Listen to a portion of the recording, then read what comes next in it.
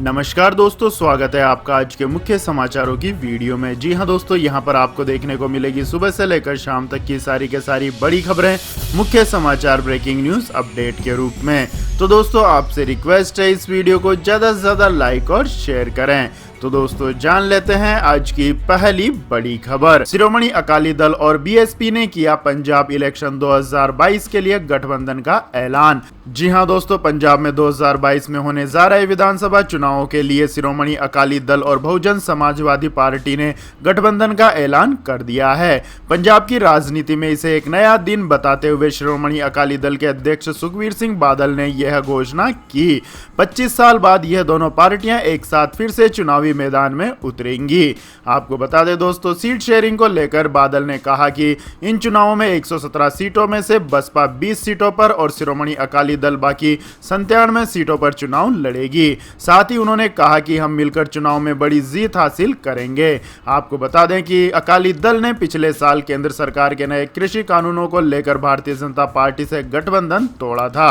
इसके कारण हुए नुकसान की भरपाई करने के लिए शिरोमणि अकाली दल ने बीएसपी के साथ गठबंधन किया है। आपको बता दें कि पंजाब में करीब 33% जनसंख्या दलितों की है और यही दलित वोट बैंक बीएसपी और अकाली दल के गठबंधन का आधार बना है। इसके बाद दोस्तों, जान लेते हैं अगली बड़ी खबर। केंद्र सरकार का बड़ा ऐलान, ब्लैक फंगस की दवा होगी टैक्स फ्री और कोरोना वैक्सीन पर लगेगी 5% जीएसटी। जी हां दोस्तों, वित्त मंत्री निर्मला सीतारमण की अध्यक्षता में जीएसटी काउंसिल की 44वीं बैठक के बाद कोरोना वैक्सीन पर 5% जीएसटी दर को ही बरकरार रखने का फैसला किया गया है। बैठक के बाद प्रेस कॉन्फ्रेंस में वित्त मंत्री ने कहा कि जीएसटी काउंसिल ने ब्लैक फंगस की दवा को टैक्स फ्री करने को मंजूरी दी है।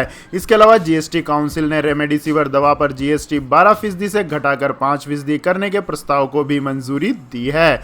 ऑक्सीमीटर, मेडिकल ग्रेड की ऑक्सीजन और वेंटिलेटर पर भी जीएसटी की दर 12% से घटाकर 5% कर दी गई है। निर्मला सीतारमण ने कहा है कि केंद्र सरकार 75% वैक्सीन खरीद रही है और उस पर जीएसटी भी भर रही है। लोगों को सरकारी अस्पतालों में जो ये 75% वैक्सीन फ्री में उपलब्ध कराई जा रही है, जनता पर उसका कोई भार नहीं होगा। इसके अलावा दोस्तों, वित्त मंत्री ने कहा कि इलेक्ट्रिक फर्नेसेज और टेम्परेचर चेकिंग इक्विपमेंट पर जीएसटी घटाकर 5% और एम्बुलेंस पर 12% कर दी गई है। इसके बाद दोस्तों, रुक करते हैं अगली खबर का। पश्चिम बंगाल में बीजेपी का समर्थन करके किया अपराध, माइक पर सार्वजनिक रूप से मांग रहे हैं क्षमा। जी हां दोस्तों, पश्चिम बंगाल के हुगली जिले में सक्रिय भाजपा समर्थक खुलेआम कैमरे के सामने तृणमूल नेताओं के समक्ष हाथ में माइक्रोफोन लेकर माफी मांगते हुए नजर आ रहे हैं। इसके साथ साथ सार्वजनिक तौर पर सक्रिय भाजपा समर्थक ये संकल्प ले रहे हैं कि विधानसभा चुनाव में भाजपा का सक्रिय रूप से समर्थन करने में उनसे जो भूल हुई है उसे वह सुधार करेंगे और आने वाले दिनों में तृणमूल कांग्रेस के साथ रहेंगे। आपको बता दें दोस्तों, विधानसभा चुनाव के नतीजे आने के बाद धनियाखाली के बेलमुरी अंचल में सक्रिय भाजपा समर्थक बप्पा कर की दुकानों को तृणमूल के लोगों ने नहीं खोलने का फरमान जारी कर दिया था, जिसके बाद सार्वजनिक तौर पर माइक्रोफोन पर बोलते हुए बप्पा कर ने भाजपा के समर्थन करने और अपने अपराध पर क्षमा याचना की है। इसके बाद ही स्थानीय अंचल तृणमूल सभापति सुब्रत बनर्जी के नेतृत्व में तृणमूल के लोगों ने उसे माफ करने पर दोबारा से उसे उनकी दुकान खोलने की अनुमति दी है। इसके बाद दोस्तों, जान लेते हैं अगली खबर। पुरुषों पर भारी पड़ रहा है वर्क फ्रॉम होम, हेल्पलाइन पर मांग रहे हैं मदद। जी हां दोस्तों, कोरोना वायरस के कारण पिछले साल लागू हुए देशव्यापी लॉकडाउन के चलते घरेलू हिंसा, परिवार के सदस्यों द्वारा गाली गलौज, साइकोलॉजिकल डिसऑर्डर, इमोशनल इंपल्स जैसी कई अन्य समस्याएं बढ़ गई हैं। परामर्शकों का कहना है कि वे पिछले कुछ महीनों से ऐसा ट्रेंड देख रहे हैं जिनमें पुरुष पत्नी के साथ संबंधों में तनाव और काम से संबंधित तनाव जैसी कई दिक्कतों की शिकायतें कर रहे हैं। क्योंकि महामारी की दूसरी लहर के दौरान पाबंदियों के कारण बड़ी संख्या में पेशेवर घर से काम कर रहे हैं। परेशानियों में फंसी महिलाओं, बच्चों और वरिष्ठ नागरिकों की मदद करने के लिए बनाए गए पुणे पुलिस के भरोसा सेल के अधिकारी और परामर्शकों ने कहा है कि पिछले साल सितंबर से पुरुष अधिकतर शिकायतें लेकर आ रहे हैं। सेल की सहायक पुलिस इंस्पेक्टर सुजाता सानमे ने कहा है कि वर्ष 2020 में कुल 2074 शिकायतें मिली। उन्होंने कहा कि इनमें से 1283 शिकायतें महिलाओं ने की थी, जबकि 791 शिकायतें पुरुषों ने की थी। वहीं 2021 में अप्रैल तक हमें महिलाओं ने 729 और पुरुषों ने 226 शिकायतें की है। इसके बाद दोस्तों रुक करते हैं अगली खबर का। यूपी के हर घर में पहुंचेगा साफ पीने का पानी। इस योजना के तहत केंद्र ने दिए 10,000 करोड़ रुपए। जी हां दोस्तों, जल जीवन मिशन के तहत केंद्र सरकार ने उत्तर प्रदेश के लिए 10,870 करोड़ रुपए आवंटित करने की घोषणा की है। साल 2019-20 में उत्तर प्रदेश को अनुदान की यह राशि 1,206 करोड़ रुपए दी थी, जो 2020-21 में बढ़ाकर 2,571 करोड़ रुपए कर दी गई थी। इस प्रकार पिछले साल की तुलना में उत्तर प्रदेश को इस वर्ष जल जीवन मिशन के अंतर्गत मिला केंद्रीय अनुदान 4 गुना ज्यादा है। केंद्रीय जल शक्ति मंत्री गजेंद्र सिंह शेखावत ने राज्य के मुख्यमंत्री के साथ हुई अपनी पिछली बैठक में आश्वासन दिया था कि उत्तर प्रदेश को जल जीवन मिशन के अंतर्गत हर घर तक नल से जल पहुंचाने के लिए धन की कोई कमी नहीं होने दी जाएगी। जल शक्ति मंत्रालय की ओर से जारी की गई आधिकारिक जानकारी के मुताबिक 60,000 गाँवों में काम शुरू करने के लिए इस साल यूपी में 78 लाख पाइप जल कनेक्शन प्रदान किया गया है। केंद्र इस साल 177 और सैनिक और फ्लोराइड प्रभावित बस्तियों में नल के पानी की आपूर्ति पर जोर दे रहा है। उत्तर प्रदेश में 97,000 गाँवों में 2.63 करोड़ घर हैं, जिनमें से अब 30.04 लाख घरों में नल से पानी की आपूर्ति हो रही है। इसके बाद दोस्तों जान लेते हैं अगली बड़ी खबर। देश में one nation one ration card scheme लागू न होने पर सुप्रीम कोर्ट ने जताई नाराजगी। सभी प्रदेशों को दिया यह आदेश। जी हां दोस्तों, देश में जल्द ही एक देश एक राशन कार्ड की व्यवस्था लागू हो सकती है। सुप्रीम कोर्ट ने शुक्रवार को मामले की सुनवाई करते हुए राज्यों और केंद्र शासित प्रदेशों से इस स्कीम को लागू करने को कहा है। जस्टिस अशोक भूषण और जस्टिस एम.आर. शाह की अवकाशकालीन पीठ ने शुक्रवार को मामले की सुनवाई की। सुनवाई में केंद्र की ओर से सॉलिसिटर जनरल तुषार मेहता ने कहा है कि दिल्ली, पश्चिम बंगाल, छत्तीसगढ़ और असम जैसे राज्यों ने अब तक एक देश एक राशन कार्ड योजना लागू नहीं की है। हालांकि दिल्ली के वकील ने इस दलील का विरोध करते हुए कहा है कि इसे लागू कर दिया गया है। पश्चिम बंगाल के वकील ने कहा है कि आधार को जोड़े जाने को लेकर कुछ मुद्दे हैं। इस पर पीठ ने तुरंत कहा कि आपको इसे लागू करना चाहिए। ये उन प्रवासी श्रमिकों के कल्याण के लिए है जिन्हें इसके जरिए हर राज्य में राशन मिल सकता है। इसके बाद दोस्तों जानते हैं अगली खबर। आरटीआई में हुआ खुलासा। ब्रिटेन ने 2016 में किया था कोरोना से निपटने का अभ्यास। जी हां दोस्तों, ब्रिटिश सरकार ने 5 साल पहले एक अभ्यास किया था जिसका मकसद मर्स की दस्तक से होने वाले दुष्प्रभावों का आकलन और उससे निपटने के उपाय तलाशना था। मर्स एक श्वास संक्रमण है जो कोरोना वायरस के बेहद घातक स्वरूप मर्स कोव की जद में आने से पनपता है। द गार्जियन ने सूचना के अधिकार कानून के तहत मिली जानकारी के आधार पर शुक्रवार को यह खुलासा किया। अखबार के मुताबिक एक्सरसाइज एलिस को 2016 में बेहद गोपनीय तरीके से अंजाम दिया गया था। यह कोविड-19 की दस्तक से 5 साल पहले तक ब्रिटेन में महामारी प्रबंधन को लेकर किए गए दर्जन भर से अधिक अभ्यासों में से एक था। इसमें पब्लिक हेल्थ इंग्लैंड के अलावा स्वास्थ्य एवं सामाजिक कल्याण विभाग के अधिकारी शामिल थे। PHE ने पहले राष्ट्रीय सुरक्षा का हवाला देते हुए अभ्यास से जुड़ी जानकारी देने से मना कर दिया था। अब जनता के बीच सभी अभ्यास की जानकारी सार्वजनिक करने की मांग जोर पकड़ रही है। इसके बाद दोस्तों रुक करते हैं अगली खबर का। राजस्थान सरकार का बड़ा ऐलान। कोरोना से अनाथ हुए बच्चों और विधवाओं को देंगे 1 लाख रुपए की सहायता। जी हां दोस्तों, विश्व बाल श्रम निषेध दिवस पर मुख्यमंत्री अशोक गहलोत ने प्रदेश के लिए बड़ा ऐलान किया है। राज्य स्तरीय वेबिनार में प्रदेश पर मंथन के दौरान सीएम अशोक गहलोत ने मुख्यमंत्री कोरोना बाल एवं विधवा कल्याण योजना का ऐलान किया है। इस योजना में कोरोना से अनाथ हुए बालक, बालिका और विधवा महिलाओं को 1 लाख का अनुदान मिलेगा। अनाथ बच्चों को 18 साल की उम्र तक 2,500 रुपए की मासिक सहायता मिलेगी, जबकि उन्हें 18 साल की उम्र पूरी होने पर 5 लाख की सहायता दी जाएगी। विश्व बाल श्रम निषेध पर मुख्यमंत्री अशोक गहलोत की अध्यक्षता में राज्य स्तरीय वेबिनार में प्रदेश पर मंथन किया गया, जिसमें प्रदेश में 27 लाख बाल श्रमिकों की उपस्थिति पर चिंता जाहिर करते हुए मुख्यमंत्री अशोक गहलोत ने इस दिशा में काम की अहम जरूरत बताई। मुख्यमंत्री अशोक गहलोत ने बोला कि सबको पता है कि चुनौती बड़ी है। अगर समस्या पूरी तरह खत्म करनी है तो सही स्टडी करनी होगी। देखना होगा कि किन किन देशों में बाल मजदूर नहीं है, किस देश ने बाल मजदूरों को कैसे खत्म किया। आम आदमी की वो मजबूरियां खत्म करनी होगी जिसे बाल मजदूरी खत्म हो। इसके बाद दोस्तों जानते हैं अगली खबर। लेकिन दोस्तों अगली खबर जानने से पहले आप लोगों से गुजारिश है कि इस वीडियो में दिखाई गई खबरें अगर आपको पसंद आई हो तो इस वीडियो को लाइक करें, शेयर करें और हमारे चैनल को सब्सक्राइब करें। तो दोस्तों जान लेते हैं अगली बड़ी खबर।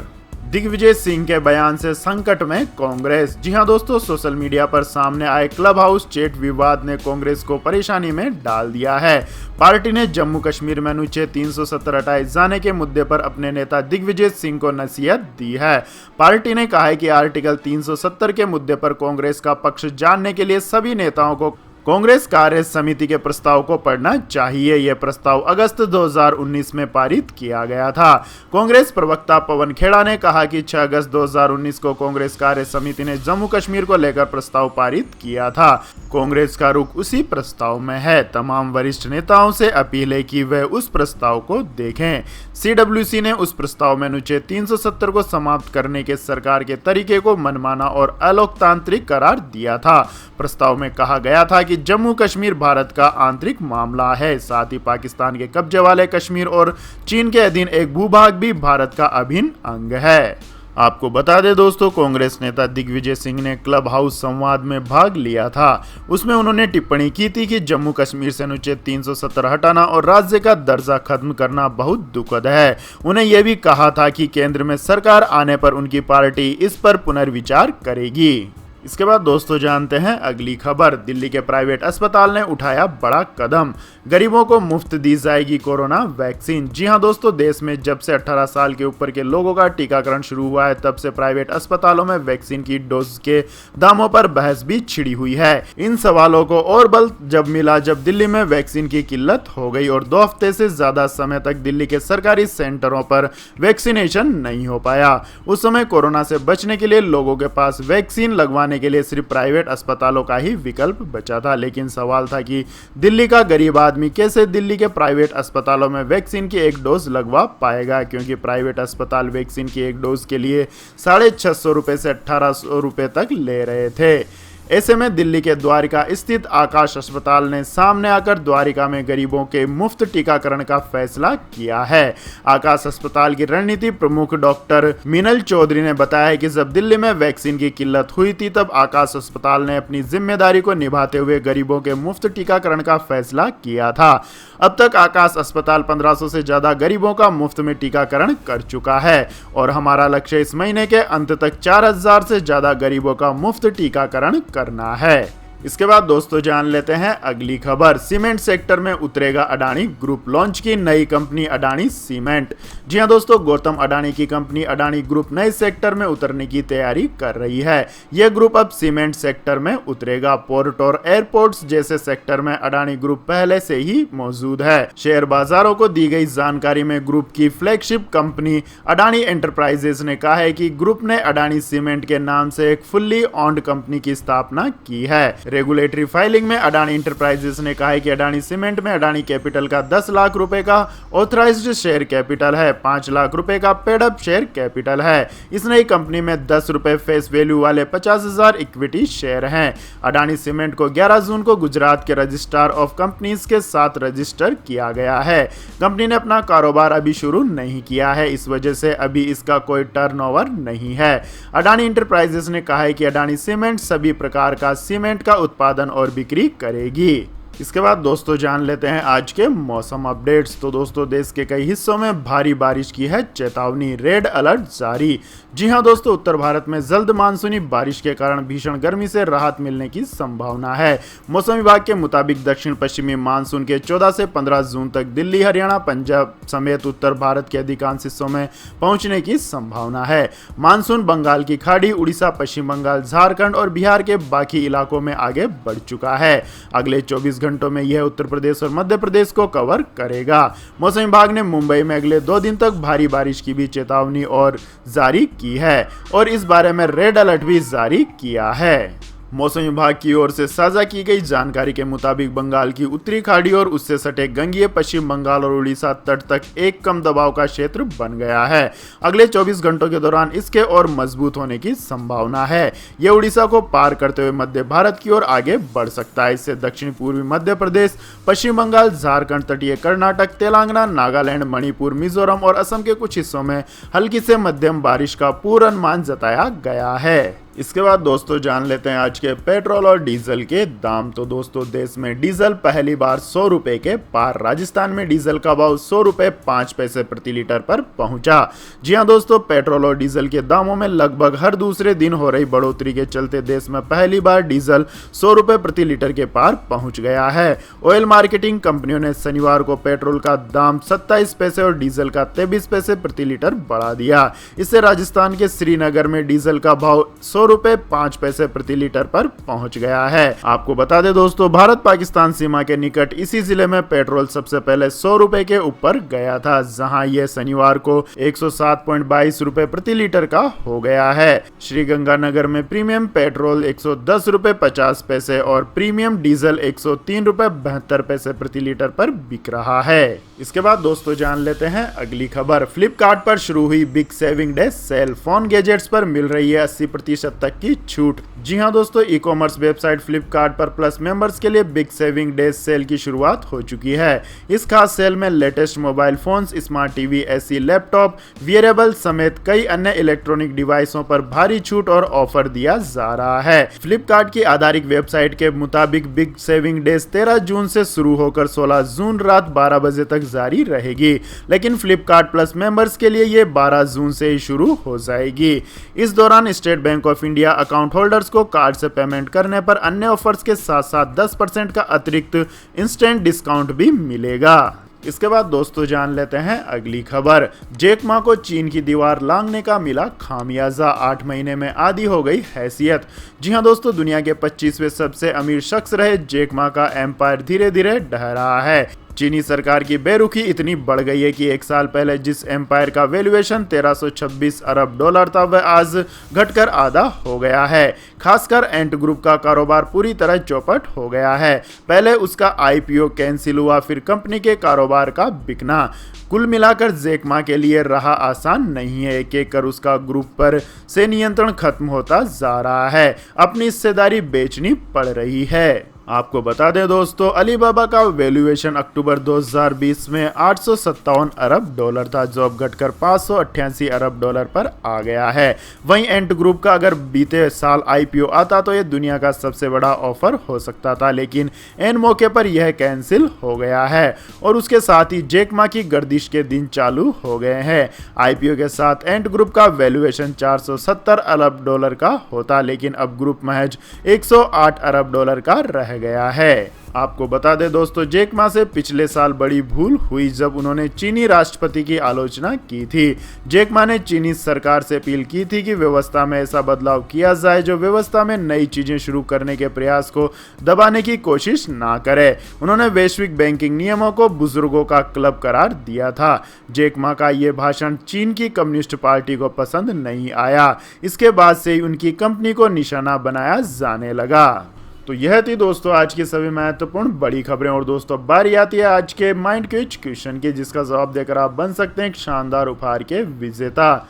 भारत में सबसे ज्यादा कपास किस राज्य में उगाया जाता है? जी हां दोस्तों, अगर आपको इस सवाल का जवाब आता है तो तुरंत कमेंट सेक्शन में लिख दीजिए। इस वीडियो को लाइक कीजिए, शेयर कीजिए और हमारे चैनल को सब्सक्राइब करके बेल आइकन का बटन भी दबा लें। धन्यवाद। जय हिंद, जय भारत, वंदे मातरम।